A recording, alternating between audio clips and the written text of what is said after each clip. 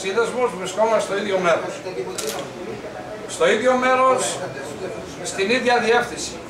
Δεν θέλω να απευθώ ούτε να ρίξω σπόντες για απλώς είμαστε σταθεροί νοικοκυρέοι. Ποτέ δεν γίναμε κάτι διαφορετικό.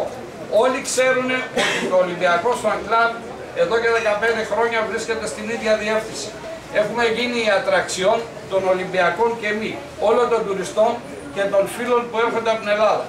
Έρχονται εδώ, κάθονται στο μέρος μας, πίνουν τον καφέ τους, βλέπουν τις τηλεοράσεις, βλέπουν τους αγώνες μας, εμείς πρόθυμοι τους αγκαλιάζουμε. Είμαστε το μοναδικό στέκι που έχει Ολυμπιακούς, Παοξίδες, Παναθηναϊκούς, Αεξίδες. Να, τα παιδιά εδώ απ' έξω. Και είμαστε ο μοναδικός χώρος που όντως είναι στο πιο επίκεντρο σημείο στην Ομογένεια. Εντάξει. Φέτος είχαμε τη χαρά και τη δύναμη να μπορέσουμε να ανακαινήσουμε αυτό το χώρο. Παλαιότεροι το θυμούνται πως ήταν. Τώρα πιστεύω ότι καταφέραμε να κάνουμε ένα όνειρο πραγματικότητας. Δεν είναι δικό μας το χώρος, αλλά με τη σύμφωνη γνώμη και του ιδιοκτήτη που έχει το Ακρόπολης του κ. Γιάννη από κάτω, μπορέσαμε και φτιάξαμε αυτό όπως το βλέπετε εσείς, το οποίο ακόμα έχει πολλά να γίνει.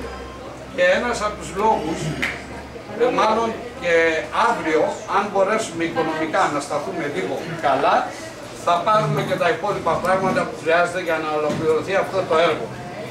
Εσείς οι δημοσιογράφοι μπορείτε να το εκτιμήσετε, να δείτε ας πούμε τον παλμό, το πώς στο διάστημα που είστε εδώ και αν όντως ας πούμε αξίζει να υπάρχει αυτός ο χώρος εδώ. Θέλω να καταλάβετε ένα πράγμα όμως εσείς τα παιδιά τα νέα δημοσιογράφοι ότι όπως βλέπετε στο μόνο που υστερούμε δεν έχουμε την νεολαία που θα θέλαμε να έχουμε. Απλώς ήρθαμε πολύ με μαύρα μαλλιά και έχουν ασπρίσει. Σ' άλλους λείπουνε, σαν το μερίδι. Και αρχίζει και εδώ. Λοιπόν, όμως είναι βασικό ότι εδώ